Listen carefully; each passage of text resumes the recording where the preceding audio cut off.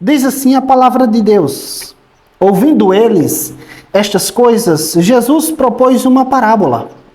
Visto estar perto de Jerusalém, e lhes parecer que o reino de Deus havia de manifestar-se imediatamente.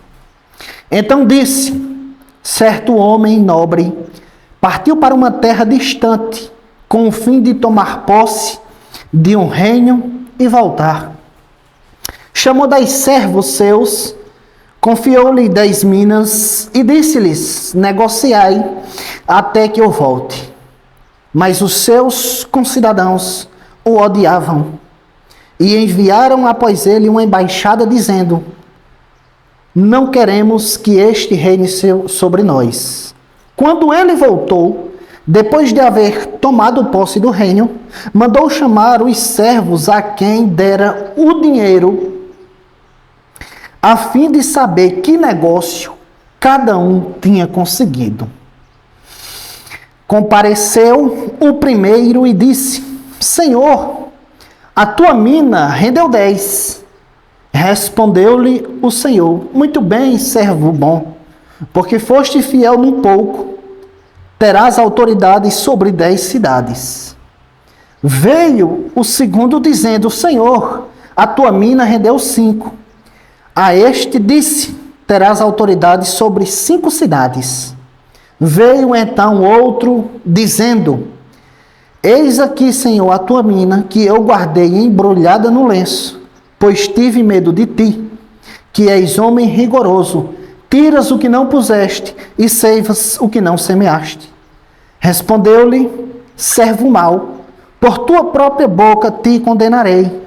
Sabias que eu sou homem rigoroso, que tiro o que não pus e ceifo o que não semeei, porque não puseste o meu dinheiro no banco. Então, na minha vinda, o receberia com juros. E disse aos que o assistiam: tirai-lhe a mina e dai-a ao que tem 10. Eles responderam: Senhor, ele já tem 10. Pois eu vos declaro, a todo o que tem dar-se-lhe-á, mas ao que não tem, o que tem lhe será tirado. Quanto, porém, a esses meus inimigos, que não quiseram que eu reinasse sobre eles, trazei-os aqui e executai-o na minha presença. Então, irmãos, esse texto, existe um contexto histórico, mais uma vez, político por trás desse texto, ao qual eu não quero entrar porque demandaria muito tempo. Mas, de forma bem resumida, quando Roma tomou de conta de Israel, Israel foi dividido em 4 partes. E Herodes, o Grande, quando faleceu, tinha 3 filhos. E um dos filhos era Herodes Arquelau, porque Herodes não era um nome, era um título. Então, Herodes Arquelau, o filho de Herodes o Grande, tomou de conta de uma parte de Israel, ou quis tomar de conta de uma parte de Israel. E 50 judeus foram até Roma falar com Roma porque não queria que ele tomasse de conta de Roma. Então, quando Jesus falou nessa linguagem parabólica, as pessoas logo lembrariam desse fato. Esse é o contexto que está por trás desse texto, que mostra a rejeição do rei nesse texto. Mas eu não queria falar ou abordar esse texto a partir desse ângulo. Eu queria falar desse texto a partir de 2 ângulos. E o primeiro se encontra no verso 11. Jesus coloca a perspectiva do reino de Deus corretamente, como ele havia de se manifestar. E a segunda perspectiva é a perspectiva da responsabilidade que Deus deu àqueles que ele chamou. Isso está do verso 16 em diante. Então, a primeira coisa, irmãos, que nós podemos ver nesse texto, versículo 11, diz o seguinte: ouvindo eles estas coisas, Jesus propôs uma parábola. Visto está perto de Jerusalém, e lhes parecer que o reino de Deus havia de manifestar-se. Então, como nós falamos há 2 domingos atrás, Aqui em Lucas 19, Jesus está na batida, na caminhada para Jerusalém, para ser crucificado. No capítulo 19 e no capítulo 18, no fim, nós podemos ver a cura de um cego, onde uma multidão seguia Jesus, que nós vimos, e a multidão ali estava seguindo Jesus para Jerusalém, e aquele cego foi salvo, foi liberto da sua cegueira e também acompanhou Jesus Cristo na sua caminhada para a sua morte. Logo em seguida desse texto, Jesus ele salva um homem chamado Zaqueu, um chefe ou um maioral dos publicanos, que era o que ficava na liderança da terceira maior coletoria de Israel, que era em Jericó. E Jesus, ele estava falando ali com Zaqueu, estava dizendo que ele veio buscar e salvar as ovelhas perdidas da casa de Israel. E veja que o texto aqui em seguida, emendando o verso 11, diz: ouvindo eles estas coisas. A multidão estava vendo o que Jesus estava fazendo e também estava ouvindo aquilo que Jesus estava dizendo, tanto ao cego como a Zaqueu, assim como as demais pessoas que estavam o acompanhando.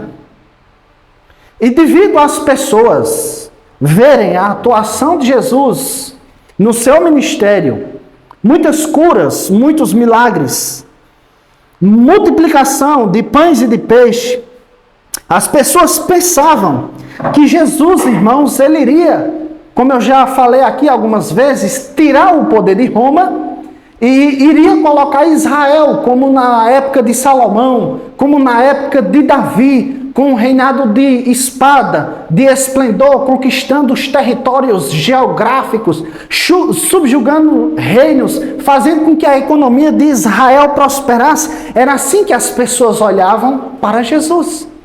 E olhando para Jesus, irmãos, de forma superficial, ou seja, de forma rasa, sem se colocar numa perspectiva correta, daria para imaginar tais coisas. Porque as pessoas que seguiam Jesus vinham de todos os segmentos da sociedade. Como nós falamos aqui no contexto, nós vimos um cego seguindo Jesus, alguém que estava à beira do caminho, alguém que era pobre, alguém que era rejeitado e desprezado pela sociedade, começou a seguir Jesus. Zaqueu, um publicano também, começou a seguir Jesus, um homem de poder político, um homem de poder, de dinheiro, um homem que tinha guarda ali a seu serviço, estava seguindo Jesus. Tinha pessoas da classe baixa, da classe alta, da classe média, existia pessoas do império, existia pessoas contra o império, existia pessoas que estavam ali, que não eram nem a favor e nem contra o império, estavam em cima do muro e estavam olhando ali para Jesus e começaram a imaginar que diante daquele caldo cultural que se construía ali ao redor de Jesus, Jesus iria tomar o poder de Roma, porque ele tinha apoio de muitos segmentos da sociedade. E por isso, ao ver o que as pessoas pensavam, o texto diz que Jesus diz uma parábola para corrigir a respeito desse pensamento. Então, eu diria que hoje, olhando para a sociedade, quando a gente vê um político que a direita apoia, que a esquerda apoia e que o centro apoia, na nossa linguagem de hoje, nós podemos dizer que esse candidato muito provavelmente vai ser eleito. É isso que está seguindo Jesus. Uma parte revolucionária seguia Jesus, que queria tomar o poder de Roma, que estava disposto a pegar em espadas. Existia também ali pessoas do centro, aquelas pessoas que estavam dispostas a dialogar ali com Roma, assim como também existiam aqueles pacifistas, aqueles que não queriam revolução. O fato é que as pessoas pensavam que diante de todo aquele contexto, Jesus iria tomar o poder de Roma. Mas Jesus freia essa perspectiva das pessoas e diz que o reino de Deus não se manifestaria dessa forma. Olha o que diz. Ouvindo ele estas coisas, Jesus propôs uma parábola. Visto está perto de Jerusalém e parecer que o reino de Deus iria manifestar-se imediatamente. O que nós aprendemos aqui, irmãos, é que se nós não tivermos a perspectiva correta do reino de Deus, nós também correremos em erro, assim como essas pessoas. Muitos pensam que ao se converterem, irão ser curados de doenças como câncer, como problemas de diabetes, pressão alta, insônia e de coisas desse tipo. Muitos pensam que quando se convertem ao Senhor, ao seguir Jesus, Deus está obrigado a fazer tais pessoas a prosperar financeiramente, a terem carros, casas, empresas, aqueles que são quebrados voltarem a se restaurar financeiramente falando, mas Jesus nunca prometeu isso.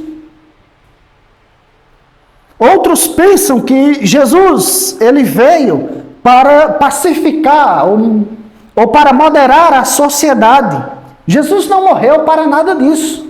É fato que Deus, ele pode nos curar ao nós nos convertermos. É fato que Deus pode nos fazer prosperar financeiramente. Mas Deus, em sua palavra, principalmente no Novo Testamento, não prometeu nada disso. O que Deus prometeu na pessoa de Jesus Cristo é que há perdão para todos os pecadores que arrependidos se achegam na cruz, confessando a Cristo Jesus e crendo nele.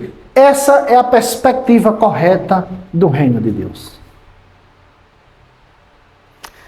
Dos versos, irmãos, 12 ao 14, Jesus fala da sua ida até a cruz, da sua morte, da sua ressurreição e do reino de Deus que ali ele estaria conquistando na cruz. Olha o que diz esses versos. Então disse certo homem nobre e partiu para uma terra distante, com o fim de tomar posse de um reino e voltar. Chamou 10 servos, confiou-lhes 10 minas e disse-lhes, negociai até que eu volte. Mas os seus concidadãos o odiavam e enviaram após ele uma embaixada dizendo, não queremos que este reine sobre nós. Então, irmãos, assim como houve um grupo de 50 judeus que rejeitaram o reinado de Arquelau, assim também uma parte considerável do povo de Israel, a maioria, rejeitou Jesus. Mas como eu falei, não é sobre isso que eu queria pensar a respeito desse texto. A segunda coisa que eu queria que vocês olhassem é no verso 15, que Jesus irá voltar, e ele diz isso aqui no verso 15. Quando ele voltou, depois de haver tomado posse do reino, mandou chamar os servos a quem dera o dinheiro, a fim de saber que negócio cada um teria conseguido. Então, irmãos, aqui Jesus fala que depois desse rei, que é lógico e óbvio que é ele, ou esse homem nobre, tivesse conquistado o reino, ele iria voltar. E uma das doutrinas, irmãos, mais importantes que o cristianismo bíblico crê é que Jesus um dia voltará. Nós não sabemos o dia, nós não sabemos a hora, nós não sabemos o mês, o ano, a data, o momento específico que Jesus irá voltar. Mas o fato é que Jesus, uma das coisas que ele mais falou, uma das coisas que ele mais alertou, ensinou, pregou, é que ele um dia voltará de forma corpórea, de forma visível e de forma audível, onde todas as pessoas irão ver e presenciar a sua volta gloriosa a essa terra. E essa parábola, Jesus ensina que ele voltará. E não foi só Jesus que falou que ele voltaria, mas os seus discípulos, ou que mais tarde viria a ser os seus apóstolos, também falaram. Os profetas do Antigo Testamento também disse que Jesus voltaria. O fato é, irmãos, que um dia, Jesus, ele irá voltar a essa terra. E com a volta de Jesus, nós aprendemos 3 coisas, irmãos.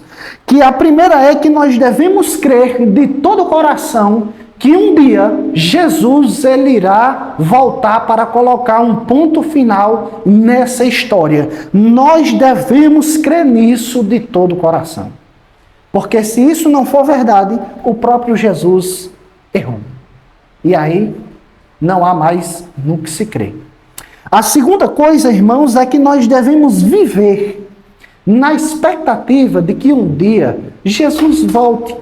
Porque essa foi a perspectiva e a expectativa dos primeiros cristãos. E a perspectiva dos cristãos que seguiam Jesus ao longo de toda a história do cristianismo. E eu diria que, por fim, ainda nesse texto, isso é uma coisa que nós devemos falar, pregar para as pessoas, que um dia Jesus Cristo voltará. Essas são as três coisas que nós aprendemos daqui. E do verso, irmãos, 16 até o verso 23, nós iremos ver que Deus, ele irá pedir contas daquilo que ele deu aos seus servos. Olha o que diz o verso 16. O verso 14, o verso 15 e o verso 16. Quando ele voltou, depois de haver tomado posse do reino, mandou chamar os servos a quem dera o dinheiro, a fim de saber que negócio cada um teria conseguido. Compareceu o primeiro e disse: Senhor, a tua mina rendeu 10. Irmãos, outra coisa que nós aprendemos nesse texto é que Jesus, ele quando chama os seus filhos, os seus discípulos, os seus seguidores, a sua igreja, ele reparte uma mina com cada um. Mina aqui significa o salário de um trabalhador por cerca de 3 meses. Então, nessa parábola, deixa claro que o homem nobre deu uma mina para cada um. Isso significa dizer que ele repartiu de forma igualitária para todos a oportunidade de lhe servir e de ali granjear mais posses para o homem nobre. Portanto, não há diferença. Todos aqui têm a mesma oportunidade de servir ao Senhor. Todos aqui recebem uma mina. Todos aqui recebem uma quantidade de dinheiro para poder negociar, para poder granjear, para poder investir para o próprio reino. Não tem como se desculpar, não tem como se esconder, não tem como negar o fato de que ele repartiu com todos de forma igual. A segunda coisa é que quando ele voltar, ele vai querer contas. O que foi que você fez com aquilo que eu lhe dei? O primeiro diz: a tua mina. Veja que ele é humilde, ele é manso, ele não tem altivez e nem soberba. Ele não diz: eu consegui, foi eu sou bom. Não, ele diz: a tua mina rendeu 10. É do Senhor. Eu trabalhei, mas é do Senhor as minas. E eu consegui 10. Isso mostra que esse homem não teve preguiça de trabalhar, não teve preguiça de se empenhar, não teve ali barreiras e impedimentos para servir o seu Senhor. Pelo contrário, ele trabalhou duro. E aqui, pela mina que Deus deu a ele, ele conseguiu 10. Um trabalhador excelente. O segundo aparece diante dele e diz: eu consegui 5. E esses dois, o Senhor louva esses dois e diz ao primeiro: eu vou lhe colocar para ser administrador de 10 cidades. Se você conseguiu 10 minas, eu vou lhe colocar para administrar 10 cidades. E se você conseguiu 5 minas, eu vou colocar você para administrar 5 cidades. Nós não sabemos aqui, porque a linguagem é parabólica, se isso é apenas uma figura que Jesus está falando, se isso daqui é uma coisa que quanto mais nós trabalhamos no reino de Deus, mais privilégios e trabalho Ele nos dá, ou se Ele está falando no reino futuro, na vida por vir, Ele vai dar um trabalho a cada um conforme ali o que conseguiram pela graça de Deus. Nós não sabemos disso. Mas nós sabemos que quando Ele voltar, Ele vai reconhecer o trabalho de cada um e vai elogiar ali o trabalho de cada um. Mas é fato, irmãos, aqui no texto, no verso 20, que diz o seguinte: veio então outro, dizendo: eis aqui, Senhor, a tua mina, que eu guardei embrulhada no lenço. O texto fala, irmãos, de uma pessoa que pegou o que Deus tinha dado a ele e embrulhou, e guardou, e esperou o Senhor voltar. A atitude de pegar o que Deus tinha dado à pessoa e embrulhar é uma atitude de desprezo. É uma atitude de se desfazer. É uma atitude de não se importar, de não dar valor àquilo que Deus deu. Porque na época, as pessoas poderiam fazer algumas coisas se elas não quisessem trabalhar. A primeira delas era errado, mas era menos ruim do que guardar no lenço. Era enterrar. Porque enterrando era mais difícil de alguém roubar, de alguém assaltar, de alguém levar. Era uma das formas pelas quais as pessoas escondiam o ouro na época de Jesus. Era enterrando. Fazer isso é errado, mas isso aqui era pior. Esse homem também poderia entregar o dinheiro aos banqueiros. Como disse aqui o próprio Senhor da parábola, porque você não entregou ao banqueiro para que me rendesse pelo menos algum juro. Ainda que pouco, mas rendesse alguma coisa. Pelo contrário, ele colocou no lenço e enrolou. Um lenço se desfaz, um lenço se acaba. Um lenço a traça corrói durante o tempo. O lenço é uma coisa fina, é uma coisa que se desfaz, não é uma coisa segura. E esse homem chega diante do seu Senhor e diz a ele que embrulhou e colocou no lenço.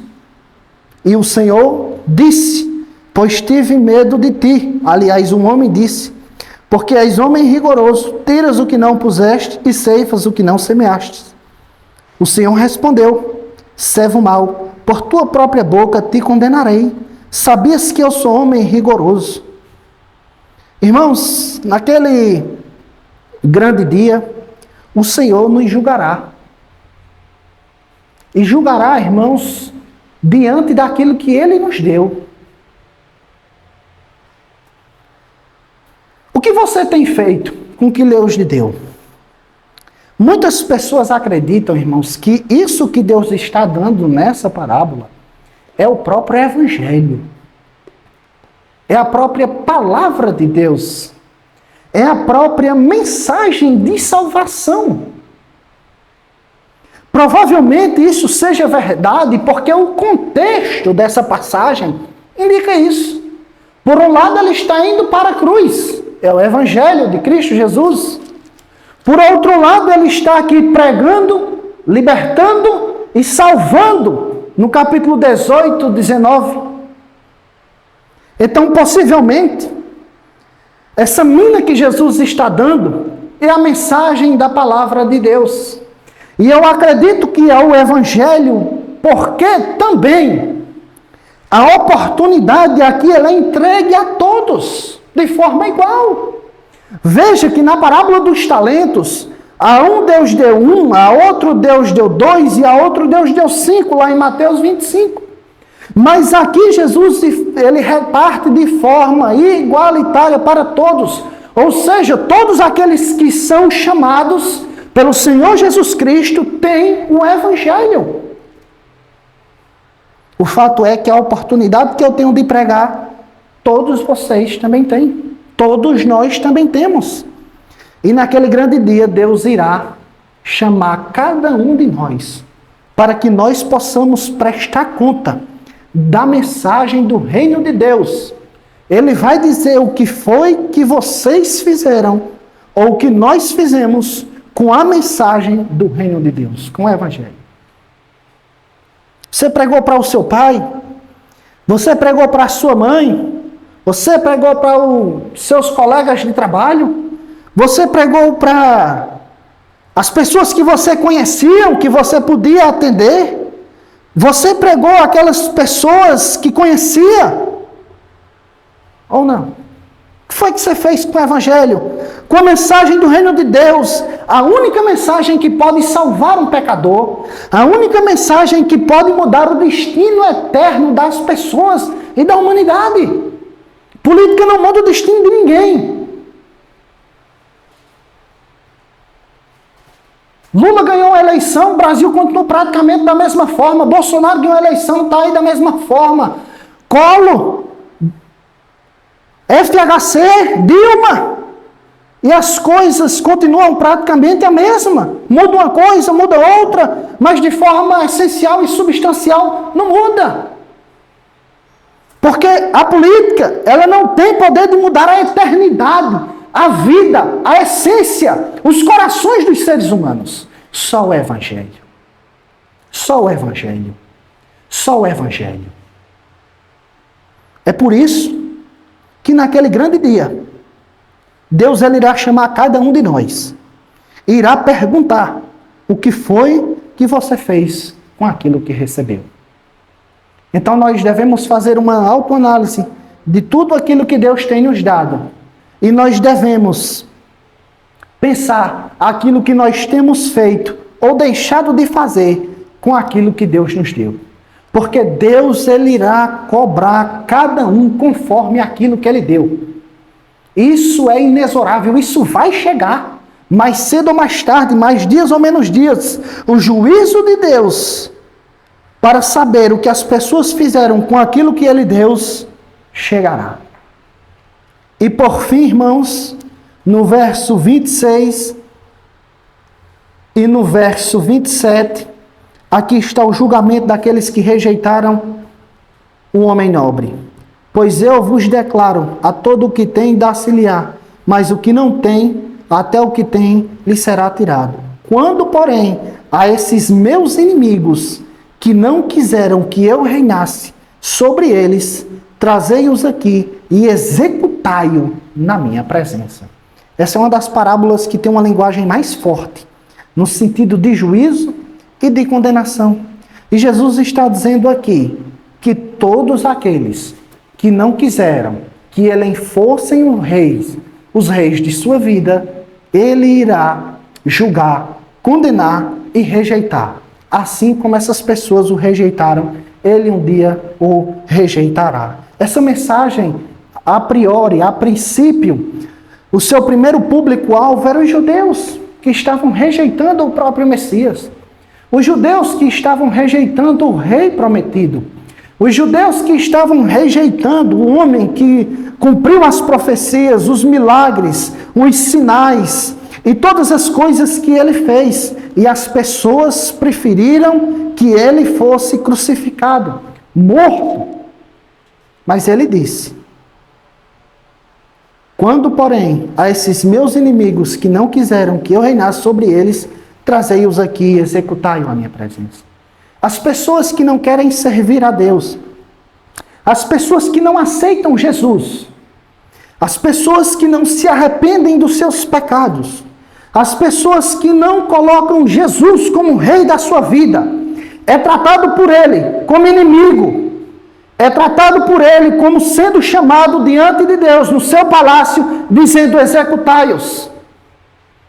Se nós não aceitarmos, irmãos, Jesus como Senhor de nossa vida, é isso que restará no último capítulo da história para as nossas vidas. Eu espero que nós achemos graça diante de Deus e que possamos hoje nos reconciliarmos, pedirmos perdão, nos ajoelharmos e crermos em Cristo Jesus, o único mediador entre Deus e os homens, para que Ele perdoe os nossos pecados e façam com que nós venhamos a frutificar para o Seu reino, para a Sua glória, para que esse dia não nos pegue de surpresa e o juízo de Deus caia severamente sobre os corações que estão endurecidos diante dEle.